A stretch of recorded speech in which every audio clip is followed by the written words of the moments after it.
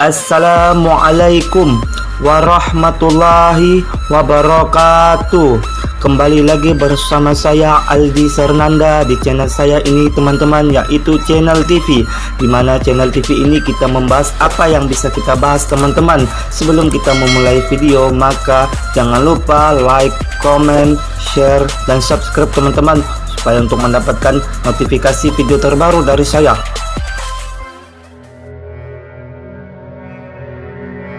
Sumpah Amukti Palapa yang diucapkan Gajah Mada tidak lain adalah sebuah tekad untuk mewujudkan doktrin Cakrawala Mandala yang dideklarasikan oleh Prabu Kertanegara dari Singasari. Gagasan besar dari doktrin ini adalah menyatukan seluruh wilayah Nusantara dalam menghadapi perang hegemoni dua kekuatan besar yang mengancam wilayah-wilayah di Nusantara, yakni Kekaisaran Mongol di daratan Cina dan Kemaharajaan Chola di India. Perairan Nusantara yang menjadi lalu lintas kapal-kapal lintas benua, serta wilayah-wilayahnya yang terdiri dari berbagai kepulauan, jika tidak bersatu membuat wilayah ini sangat mudah untuk ditaklukkan. Serangan kerajaan Chola dari India kepada Sriwijaya yang menyebabkan keruntuhan kerajaan besar itu menjadi pelajaran penting betapa rapuhnya bangsa-bangsa di Nusantara jika hanya berdiri sendiri-sendiri. Singasari telah merintis upaya menyatukan Nusantara melalui ekspedisi Pamalayu pertama dan kedua. Ekspedisi ini telah berhasil menyatukan kerajaan-kerajaan di pesisir barat Pulau Kalimantan, Semenanjung Malaya, dan Pulau Sumatera. Namun, ironisnya ketika Singasari mengirim sejumlah besar kekuatan militernya ke luar negeri, pertahanan di dalam negeri menjadi lemah. Dan ketika terjadi pemberontakan di dalam negeri, kekuasaan Singasari runtuh. Majapahit yang merupakan kelanjutan dari kerajaan Singasari kembali melanjutkan gagasan menyatukan Nusantara di bawah pemerintahan Tribuana Tunggadewi, kemudian dilanjutkan oleh Hayam Wuruk dengan seorang Mahapati yang sangat legendaris, yaitu Gajah Mada. Majapahit berhasil menjadikan Nusantara sebagai kekuatan besar yang disegani dunia. Ancaman Mongol untuk menyerang kembali setelah serangan pertama ke Pulau Jawa berhasil dipecundangi oleh Majapahit tidak pernah terwujud lagi. Begitu pula Chola yang kehilangan kekuasaan di bekas kerajaan Sriwijaya tidak pernah kembali lagi. Hal itu membuktikan bahwa Majapahit telah menjadi kekuatan yang disegani di kawasan Asia. Menyatukan wilayah-wilayah di Nusantara tidak cukup dengan mengandalkan kekuatan militer saja, namun diperlukan juga keahlian seni dalam berdiplomasi. Gajah Mada bukan hanya ahli militer, namun juga seorang pemikir dan piawai dalam berdiplomasi. Ada legenda yang hidup di kalangan masyarakat Dayak di Kalimantan Barat mengisahkan bahwa di tempat itu Gajah Mada nyaris kehilangan seluruh pasukannya berhadapan dengan pasukan suku Dayak. Namun dengan keahlian diplomasinya, Patih Gumantar, raja suku Dayak dari kerajaan Bangkulir Rajang, justru menjadi sekutunya. Bagaimana kisahnya? Simak video ini hingga selesai.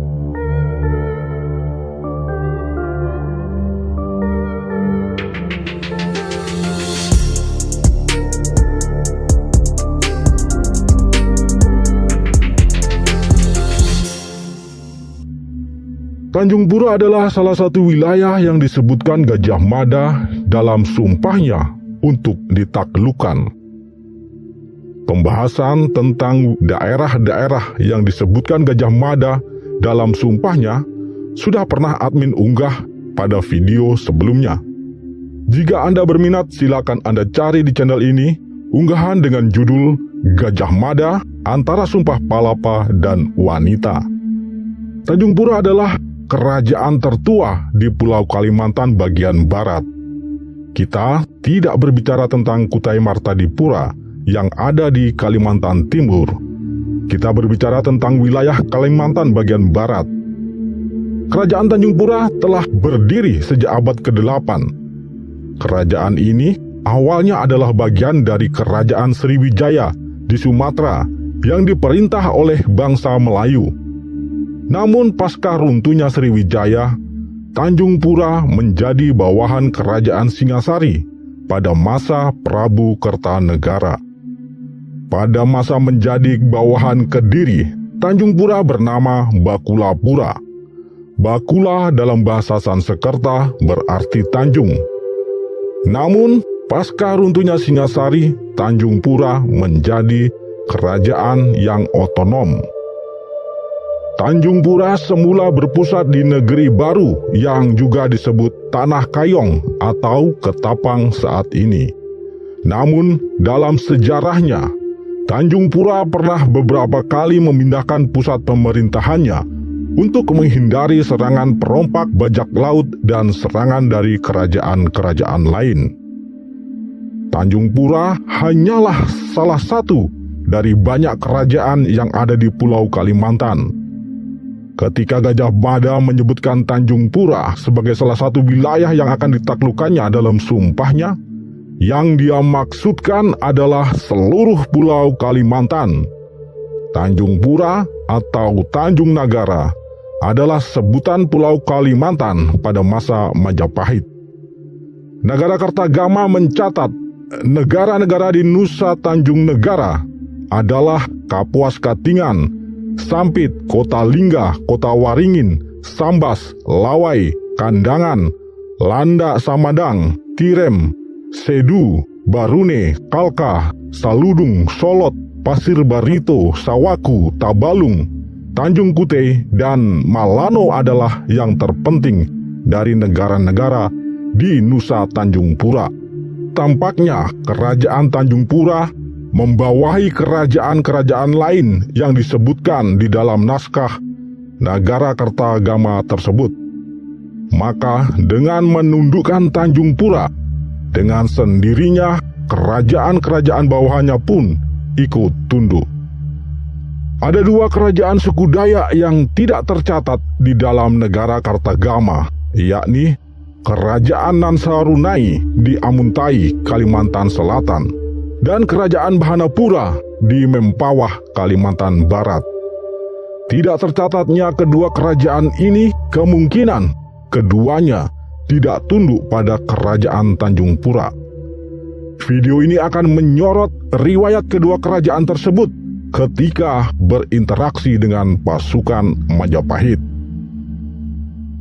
Menundukkan Tanjung Pura bukanlah hal yang sulit bagi Majapahit, sebab kerajaan itu pernah menjadi bagian dari kekuasaan Singasari pada masa Prabu Kertanegara. Perkawinan antar bangsawan kedua kerajaan itu juga telah melahirkan bangsawan-bangsawan berdarah campuran. Maka, untuk menundukkan Tanjung Pura, tidak diperlukan operasi militer, cukup dengan jalan diplomasi. Namun, terhadap beberapa wilayah yang tidak tunduk kepada Tanjung Pura, operasi militer dilancarkan untuk menaklukkannya. Tanjung Pura dipilih Majapahit sebagai pusat pangkalan armada militernya, sekaligus sebagai ibu kota bagi kerajaan-kerajaan taklukan Majapahit di pulau tersebut. Namun, pada perkembangan selanjutnya, Pulau Kalimantan dibagi menjadi 3 mandala atau 3 wilayah, yakni Mandala Tanjung Pura atau Sukadana untuk wilayah barat, Mandala Nusa Kencana atau Banjarmasin untuk wilayah selatan, dan Mandala Borneo atau Brunei untuk wilayah utara. Penaklukan Majapahit kepada kerajaan-kerajaan lain menurut Profesor Slamet Mulyana tidak sama dengan pengertian kolonialisme pada abad modern. Majapahit tidak memeras kerajaan-kerajaan bawahannya untuk mendapatkan komoditas dan upeti secara berlebihan. Upeti hanya sebagai syarat pengakuan terhadap kekuasaan Majapahit. Hal itu sejalan dengan catatan berita Tiongkok pada masa dinasti Ming yang mencatat bahwa di wilayah Buni yang dimaksudkan adalah Borneo atau Pulau Kalimantan, rajanya setiap tahun mempersembahkan 40 kati kapur barus kepada Raja Jawa. 40 kati kapur barus sama dengan 24 kg. Tentu untuk kapur barus 24 kg bukanlah sebuah nilai yang berarti. Persembahan upeti itu hanya sebagai tanda kesetiaan dan pengakuan sebagai wilayah bawahan Majapahit. Gajah Mada melakukan operasi militer kepada wilayah-wilayah yang tidak tunduk kepada Tanjung Pura. Mulailah ia mengirim pasukan untuk menyerbu Kayu Tangi. Kayu Tangi adalah sebuah kota di tepian Sungai Martapura di Kalimantan Selatan. Sebelum mendapatkan serangan dari Majapahit, menurut Cilik Riwut, Kayu Tangi adalah pusat kehidupan sosial dan politik suku Dayak. Wilayah ini sebenarnya masih bagian dari kekuasaan Tanjung Pura, namun tampaknya tidak mau tunduk kepada Tanjung Pura, sehingga menjadi sasaran pertama serbuan Majapahit. Melalui operasi militer, pasukan Majapahit berhasil menguasai wilayah Kayu Tangi. Karena serbuan itu, orang-orang Dayak menyingkir dari wilayah tersebut. Sementara orang-orang Melayu yang berasal dari Sriwijaya, yang juga telah lama menetap di situ, tetap tinggal dan mengakui kekuasaan Majapahit. Orang-orang Melayu yang telah lama menetap di wilayah tersebut serta telah kawin-mawin dengan orang-orang pribumi, yakni suku Dayak, melahirkan keturunan campuran yang kemudian disebut sebagai suku Banjar. Orang-orang Banjar inilah yang kemudian mendirikan kerajaan di Kayu Tangi dengan nama Kerajaan Banjar di bawah hegemoni Majapahit. Diserbunya Kayu Tangi oleh pasukan Majapahit membuat suku Dayak terpencar ke pedalaman. Cilik Riwut menyebutkan bahwa terpencarnya orang-orang Dayak pada saat peristiwa Kayu Tangi melahirkan sub-sub suku Dayak yang ada di Kalimantan Selatan dan Kalimantan Tengah saat ini. Mereka adalah Dayak Ot Danum, Dayak Maanyan, Dayak Bakumpai, Dayak Dusun, Dayak Ngaju, dan sub-sub suku Dayak lainnya yang asal muasalnya adalah satu suku, yakni Dayak Ot Danum. Terdesaknya ke daerah pedalaman itu pula yang menyebabkan suku Dayak pelan-pelan meninggalkan keahlian bahari yang sebelumnya menjadi bagian dari kehidupan mereka sehari-hari. Cilik Riwut menyebutkan peristiwa penyerbuan Kayu Tangi oleh Majapahit telah terjadi pada tahun 1350 Masehi. Artinya, bisa saja serbuan itu terjadi pada tahun-tahun sebelumnya. Jika benar demikian, maka serbuan Majapahit ke Kayu Tangi dan upaya penaklukan wilayah Kalimantan bagian selatan terjadi pada masa pemerintahan Tribuana Tunggadewi dengan patihnya Gajah Mada. Dari Kayu Tangi, sebagian orang-orang Dayak yang ada menyingkir ke Amuntai. Kelompok ini kemudian dikenal dengan nama Dayak Maanyan. Di tempat itu, orang-orang Dayak Maanyan mendirikan kerajaan yang bernama Nansarunai. Kerajaan Nansarunai terletak di pertemuan tiga sungai besar, yakni Sungai Tabalong, Sungai Negara, dan Sungai Balangan. Letaknya yang strategis itu membuat Nansarunai dalam waktu sekejap berubah menjadi kota perdagangan yang ramai. Ada pendapat yang menyebutkan bahwa kerajaan Nansarunai merupakan kerajaan tertua di Pulau Kalimantan. Klaim ini didasarkan pada pengujian sampel arang Candi Agung yang ditemukan di Amuntai. Hasil pengujian tersebut menunjukkan batu-batu yang digunakan dalam pembangunan Candi Agung Amuntai berasal dari abad ketiga sebelum Masehi, lebih tua dari kerajaan Kutai Hindu atau Kutai Martadipura. Klaim ini memiliki kelemahan bahwa bahan yang digunakan untuk sebuah bangunan tidaklah menunjukkan usia bangunan itu sendiri. Pondasi sebuah rumah bisa saja dibuat dari bebatuan yang telah berusia ratusan atau bahkan ribuan tahun sebelum rumah tersebut dibangun. Dengan demikian, admin lebih mempercayai alur dan uraian dari Cilik Riwut tentang kemunculan kerajaan Nan Sarunai. Kerajaan itu didirikan oleh orang-orang Dayak pelarian dari Kayu Tangi. Melihat Nan Sarunai berkembang menjadi kerajaan yang ramai, Majapahit mengirim armadanya untuk menaklukkan kerajaan tersebut. Pasukan Majapahit mendapatkan perlawanan yang sangat sengit dari pasukan Dayak di bawah pimpinan Ambah Idung dan Ambah Jarang. Penyerangan pertama dan kedua gagal. Pasukan Majapahit dibuat kocar-kacir dan banyak yang terbunuh. Namun, pada penyerangan ketiga, Nan Sarunai dapat diluluh lantakan. Abah Idung dan Abah Jarang gugur bersama hampir seluruh pasukannya. Istananya pun diratakan dengan tanah. Yang tersisa tinggal puing-puing bersama anak-anak dan perempuan. Kehancuran Nan Sarunai itu diratapi oleh suku Dayak Maanyan secara turun-temurun melalui syair sakral yang berjudul Nan Sarunai Usak Jawa. Makna harafiah dari Nan Sarunai Usak Jawa adalah Nan Sarunai dirusak Jawa. Dalam hal ini adalah Majapahit. Syair ini adalah sebuah syair yang mengungkapkan kepedihan dan kesedihan yang amat dalam dari suku Dayak Maanyan. Setelah runtuhnya Nan Sarunai, kemudian berdiri Kerajaan Kuripan, Kerajaan Daha, dan Kerajaan Negara Dipa di wilayah yang berdekatan dan dalam rentang zaman yang sama. Semua kerajaan itu berada di bawah hegemoni Majapahit.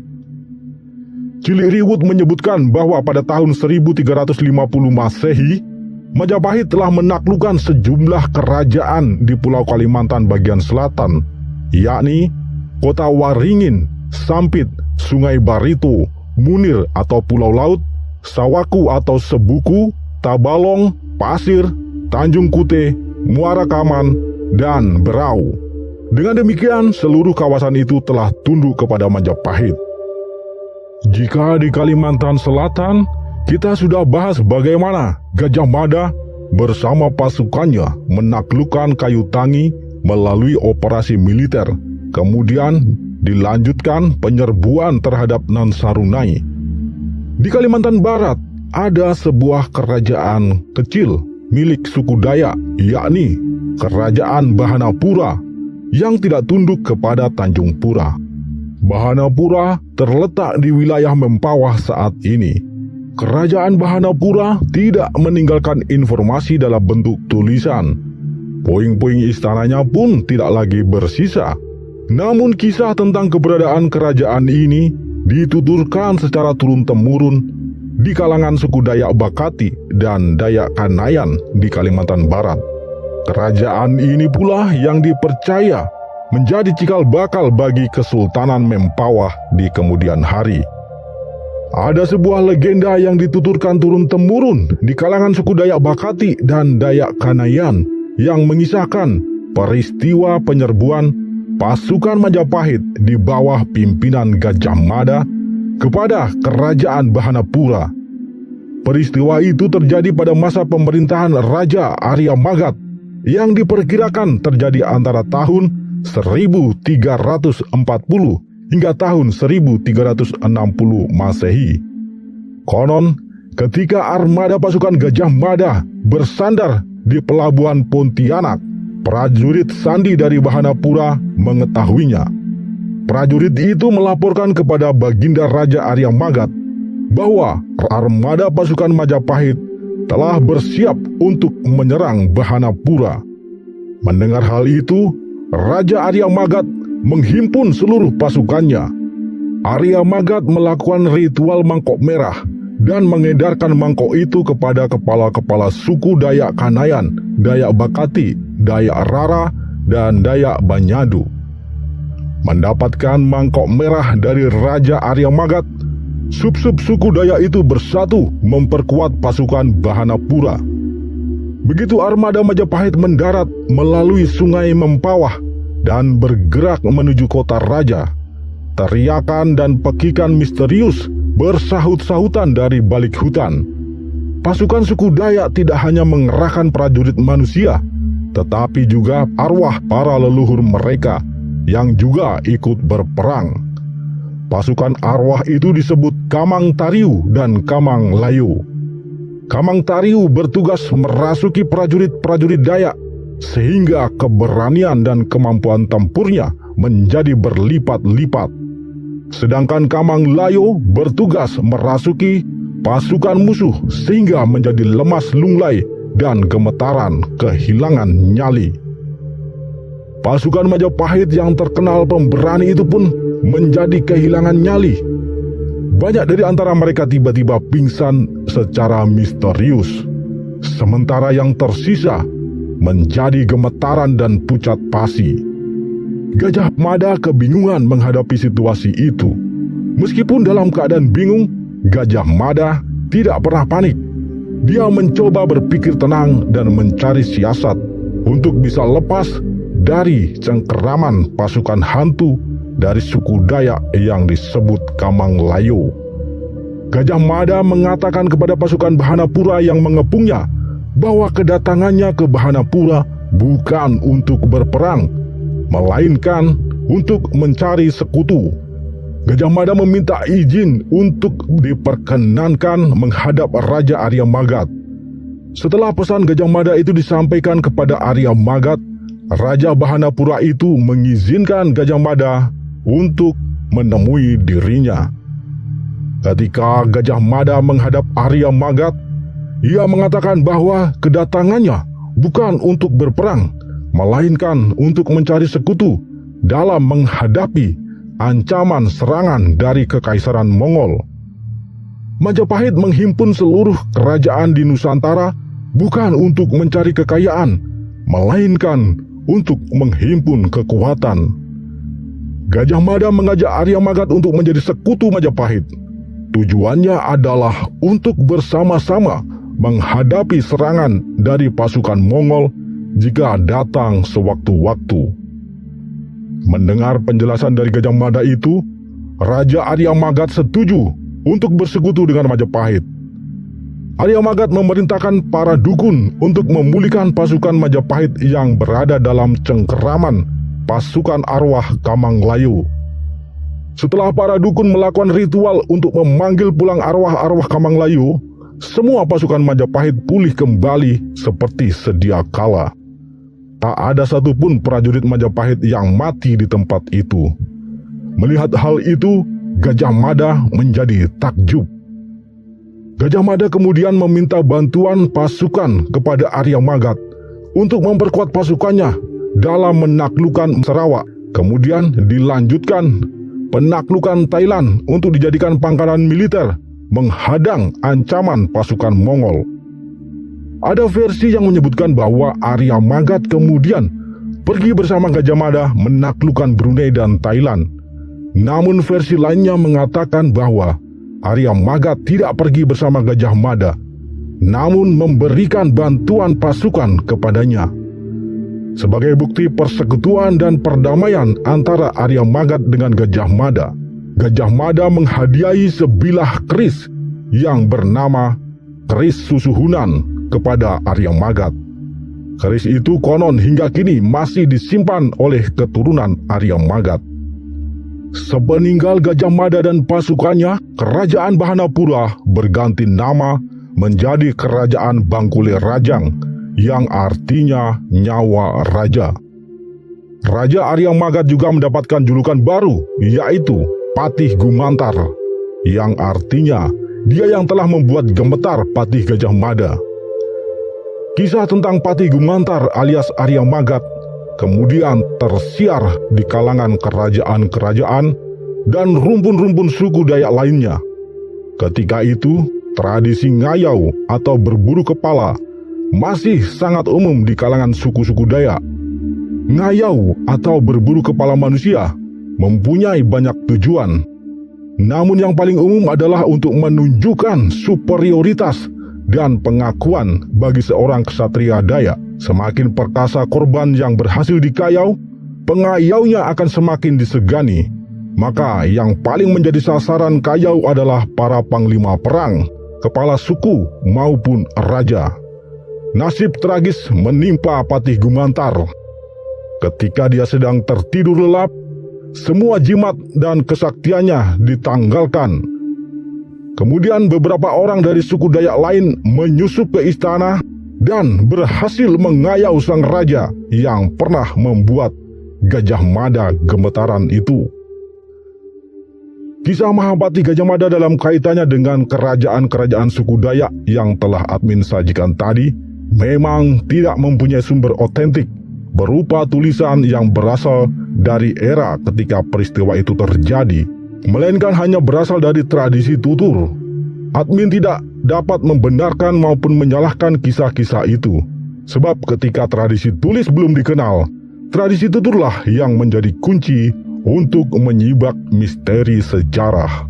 Sementara tradisi tutur sendiri sangat mudah mengalami distorsi dari generasi ke generasi. Namun setidaknya dari dua kisah itu dapat menjadi gambaran bagaimana Gajah Mada menyatukan Nusantara, yakni bukan hanya dengan kekuatan militer, tetapi juga dengan kekuatan diplomasi. Kelihayan Gajah Mada dalam berdiplomasi inilah yang kemudian disebut dengan Ajian Sabdo Pamungkas, yang konon menjadi salah satu ajian andalan Gajah Mada. Kelihayan Gajah Mada dalam berretorika dapat dengan mudah mempengaruhi lawan bicaranya. Hal ini dibenarkan oleh Kitab Negara Kertagama dalam pupuh ke-12 bait ke-4 yang mengatakan tentang Gajah Mada sebagai berikut. Di timur laut rumah Patih Wilwatikta bernama Gajah Mada, Menteri Wira, bijaksana, setia bakti kepada negara, fasih bicara, teguh, tangkas, tenang, tegas, cerdik, lagi jujur, tangan kanan Maharaja sebagai penggerak roda negara. Pemirsa, narasi ini disusun dan diolah dari berbagai sumber. Mohon maaf jika terdapat kekeliruan maupun kekurangannya. Tak ada gading yang tak retak, tak ada manusia yang sempurna. Di atas langit masih ada langit, di atas ilmu masih ada ilmu. Anda boleh mempercayai narasi ini, boleh juga tidak. Terima kasih sudah menyimak video ini. Semoga ada secuil manfaat darinya. Salam dari Wong Curah Jati. Rahayu, wassalam. Semoga Tuhan memberkati.